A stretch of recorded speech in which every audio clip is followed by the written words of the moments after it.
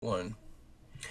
Hey, Warchant.com. We are joined by I don't know, the infamous or the famous Corey S. Clark, the senior writer for Warchant.com here, and we are doing a continuing series on the greatest all-time Florida State recruiting classes. And so far, the countdown, we're up to number 3. Number 5, if you missed it, was the 1989 class.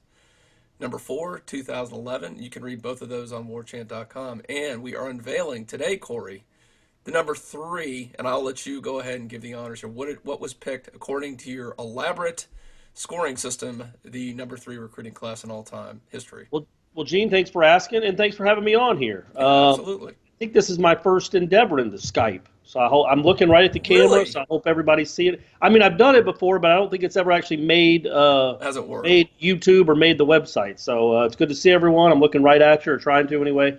We went with 1997. Well, we didn't go with it. 1997 is what scored the third highest in the history of Florida State signing classes. And there's a few big names. Obviously, the biggest is Winky, who really almost scored twice because he was originally a part of the 1990 Yeah. class, but didn't. And I even think, didn't he show up for spring practice and then left? Yeah, I it's think. funny. I was doing this. He Yeah. was on campus for 4 days. He actually came here and did a little bit, and then the Blue Jays signed him. And the funny thing, it's like, I know when we initially talked about this, do we recruit him in this class or back in the 1990 class when he originally signed? But, Bowden did re-recruit him, and I know the famous story. Bowden wrote him after he signed with the Blue Jays and said, if you ever want, come back to Florida State. If baseball doesn't work out for you, we've got a spot here. And sure enough, that was a very important letter that Bowden wrote back then. And I remember reading a story later on. It might have been during Winky's Heisman season in 2000, where he was talking about his relationship with Mark Richt. And remember, he wasn't all that much younger than Mark Richt when he came back in 1997. He was 26 or 27. Mark Richt was probably in his mid 30s. I mean, they had more of a coach to coach relationship than a coach player relationship where they could joke around. But I remember Winky even admitting that, or joking with Mark Richt, that Mark Richt kind of a little bit maybe told him he wasn't going to have a great chance to play when he signed with Florida State again in 1997. They had just signed Dan Kendra. They had some other guys on the roster. So it was kind of funny thinking about that. I just remember reading that story where Winky said that, joked that Rick told him maybe he should go somewhere else or try to convince him maybe Florida State wasn't the best spot for him, only because he didn't know how much he'd play. And then, as we all know, Kendra got hurt, I guess, the spring of '98. And then Was Winky that Bradley Jennings? yeah, Bradley Who's part of that this was class, by the way, another member of this class. right. And the birth of the green non-contact jerseys for quarterbacks was Kendra tore his ACL on a tackle in a spring game, and then Winky, who had no experience, obviously had to come in and start for most of the next 3 seasons. But so, yeah, Winky is a huge part of the class. He won the Heisman. He was obviously an All-American. He was an NFL draft pick. And won a national championship, which you wouldn't even might argue. You would say that's the most important accomplishment he had. But also, it's not just Winky. There's plenty of starters in that class that played a good amount of games for Florida State, and you also have, you could say Janikowski might be the best college kicker of all time. Certainly one of the most famous, him or Aguayo, and that's big points there because you had a Grozo Award winner, you had a first round pick. Yeah. There's points there. So with Winky and Janikowski by themselves. And they weren't by themselves. It was a pretty stacked class. But those two by themselves are 2 all-time names and 2 Hall of Famers, college football Hall of Famers. So that gives the class some star power right out of the gate. One thing I remember about this class is kind of interesting when you look back. Of course, the 2 of the biggest names in the class, because the time was highly regarded. Again, back then you didn't. This was kind of pre-Rivals or initial. Might have been like Rivals Net back there. I don't know if they even rank classes the way they do nowadays. But the 2 biggest names in this class are not even guys we really talk about as putting up a lot of numbers or contributing to it, and that's Travis Minor, who was the USA Today Offensive Player of the Year back in '97, and then David Warren, who was the USA Today Defensive Player of the Year back then. And Minor was a pretty good, solid player. David Yeah. Warren obviously never quite lived up to those huge expectations, but even back then, this was a very highly regarded class. And obviously now looking back, like you're right, you mentioned those 2 guys. I think Jamal Reynolds is the other kind of the big 3 that really was a major contributor from this class. Right, and I think I'm pretty sure that was the second time in the decade that Florida Yeah. State pulled off that sweep of the USA Today Offensive and Defensive Player of the Year. In 1991, they got Derek Brooks, who turned out to be pretty good, He's all right. and Marquette Smith, who turned out to be legitimately just pretty good. Nothing. He ended up transferring to Central Florida and had a pretty nice career. but he got quickly passed by a guy named Warwick Dunn when Marquette Smith was the second string running back in '93. Warwick Dunn, as a freshman, came back and kind of leapfrogged him, and Marquette decided to transfer, which was probably pretty smart. But yeah, you look at the class, and Jamal Reynolds again, a guy that kind of went under the radar a little bit. Gene, I mean, I know he played in '98 and '99, but he wasn't like a super duper star. And then in 2000, he ends up winning the Lombardi and being a top 10 pick. And he's not necessarily remembered as one of the best defensive ends in school history, but for that one season, it was a pretty remarkable season, especially for a guy that didn't have a ton of hype coming into that year, and gave Florida State another first-round draft pick. And I would say this about Minor. I think what hurt Minor a little bit is that he did come from the same school as Warwick Dunn. Mm-hmm. And people thought, okay, he's just a faster Warwick Dunn. He's Warwick Dunn version 2. And he was really good, if you remember, at the end of his freshman season. He had the big game against Virginia. He had a really good game against Florida. But then he never had, I think he was always a little bit hobbled by injuries. He never had a great season, but he always had really good season and was a huge part of that run, that 4-year run while he was there, and started all 4 years he was there. You got to remember something about some of these guys when you look at this class. As we talked about the '99 national championship, I look back, 7 starters on that team were part of this class. But you think that year, the next year, and then even the year after, I think 3 straight years, they had played, I guess 98, 3 straight years they played for a national championship. So these guys were involved in guiding this program to 3 straight national championship appearances. What reminded me of that was Minor, because I'm still annoyed at that Tennessee game. They didn't try to run him more in that game, because I think if I remember correctly, he's running 7-8 yards a clip, but they just kept trying to have who was a Rooster, throw the football around the field, which just drove me nuts. I mean, this is a really good class to set. I mean, when you're going to 3 straight national championships, and this class is one of the bases for you, that shows that this was a quality class across the board.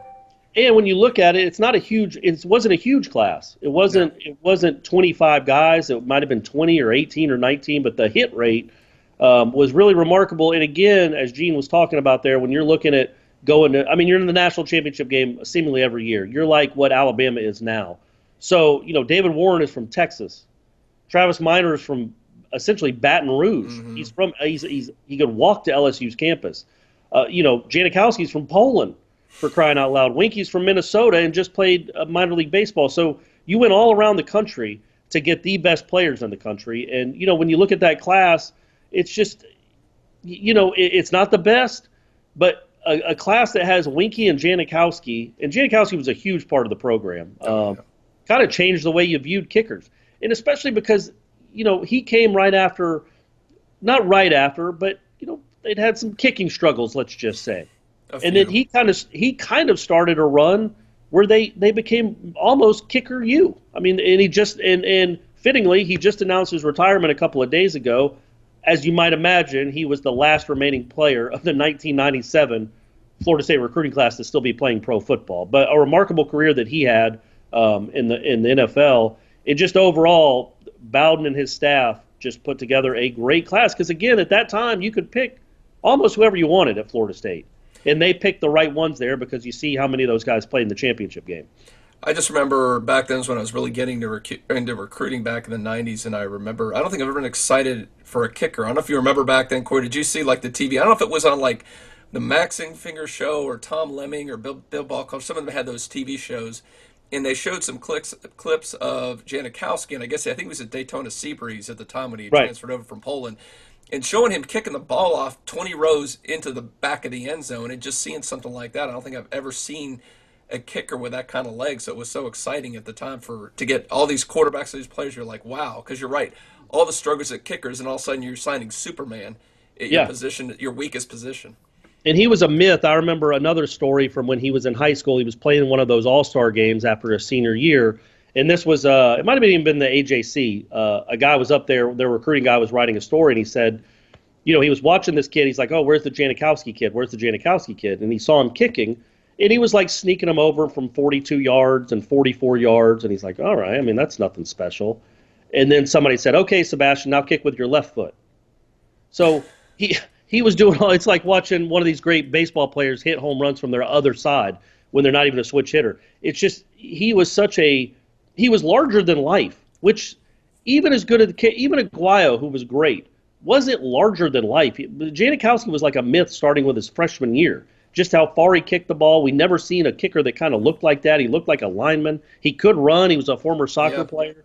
But I think the what makes this class so unique is that you do have the star power, like we said, but then you have guys that were just solid contributors. No, Tony Bryant played in the NFL for a good long time and was a good player. But then Jeff Cheney, when Yeah. you go through a run like Florida State went through in the 90s, there are so many guys that kind of almost get lost to history that were really important players. You remember in the 99 Florida game, Miner got hurt, and Jeff Cheney had to be the tailback for almost the whole game and ran for over 100 yards. He was such a tough dude. He reminds me, he was kind of like the Rock Preston to Warwick Yeah. Dunn. He was the Rock Preston to he was the Jeff Cheney to Travis Miner. He was always kind of the backup, though he got some starts, but he was such a tough runner and such a good player. And a lot of these guys, that's the cool thing about this project, I think, is you go back and look. We all remember the Janikowskis and the Winkies, but the other guys that were just solid contributors that were reasons why they won championships was because it's not just Winky and Janikowski and Jamal Reynolds and Peter Warwick. It's the other guys, the Jeff Cheneys, the Tony Bryants of the world, the Keith Cottrell, my man, starting punter. He was a part of that class. He could have been a quarterback at other schools. He came to Florida State to punt. Those are how you win championships. The contributors, not just the stars. The only one you left out, I still think we ought to mention is Derek Gibson in that class too, because I mean Absolutely. he would drop the thunder on you in that secondary, and he was back there for a long time. He was another guy that was highly regarded in this class. When I think I Yeah. saw him, might have been the top defensive player in the state of Florida at the time, and Florida State back in Mickey Andrews in those days always had ridiculous secondaries, and he was just one of those guys on there. Last Janikowski score, if you want to say something about Gibson, but I brought that up. I got to bring this up, and this is when I started covering Florida State, so I got to cover a couple of years with Janikowski on the team when I did this, and I remember, and I cannot remember the game, but there was a game because his kickoffs were almost never returned. Right. But there was one that was returning. A guy was running down the sideline, getting a long return on it, and Janikowski came down and just walloped the guy. Because, like you said, he's built like a linebacker and he hit like a linebacker. So he just beat the snot out of this kid running down the sidelines. And I remember in the locker room, I go, well, was that kind of cool to be able to go down there and make a tackle? And he goes, I was mad he tried to return it against me. I want to hit him harder. It's like, I mean, that's the attitude of this guy's like, it just built on his legend for a guy Oh like yeah, that. yeah. Probably. I mean, I guess Winky is the most well-known player Yeah. because he did win a Heisman, and but Janikowski, when you look at that class, and when you look through the whole dynasty, he's one of those names. When you mention the greats and the dynasty, you obviously mention the Warwick and the Renault Wilson, Boulware, Charlie, but Brooks. Janikowski's up there, man. There'll never be another kicker like him. There certainly will never be another kicker drafted in the first round. But he was just he was a legend while he was still there, and he was. It was actually you looked forward to kickoffs just to see where Yeah. we would put it. So yeah, overall, obviously '97 coming off playing in the national championship game the year before where they had to play Florida again. To build on that, you lose Warwick Dunn and then you immediately go get the best running back in the class from his high school. It just kept the train going. That's the class that kept the train going for another 4 years. Good stuff, Corey. So that is the 1997 class. You're watching this on YouTube. You can go to Warchant and read more details about this. Corey's going to have a full write-up, and I'm sure it's cool. He put some video clips of these guys, which is nice to see back then, because I know maybe some of the younger folks didn't get to see Right. some of these great players play back then, so it's nice. And, of course, I'm sure you'll talk a little bit about this on Wake Up Warchant, you and Aslan, and you can subscribe to that on iTunes or whatever, Android. They're all kind of providers there. And you can go to warchant.com and find it. So anything else you can tell folks about coming up in the next couple of days? Any content, any things on Wake Up Warchant besides, Aslan's love life? Well, we always have Aslan's Love Life to talk about, the Twitter Tuesdays or Thursdays. I'm not even sure what day we're doing anymore, but yeah, no, and then we do the Renegade Express. So if you're a Warchant subscriber, you can get in there and ask us questions, and then one day a week we'll read them all. We read them all, and no matter how many are in there, Aslan's going to ask them all. So get in there and ask questions, and we answer them once a week on the Renegade Express. So do that, and rate us and review us. Yes, only 5 stars there, right? Exactly right. There you go. All right, Corey, appreciate you joining us. Great series. Keep up the good work, buddy. All right.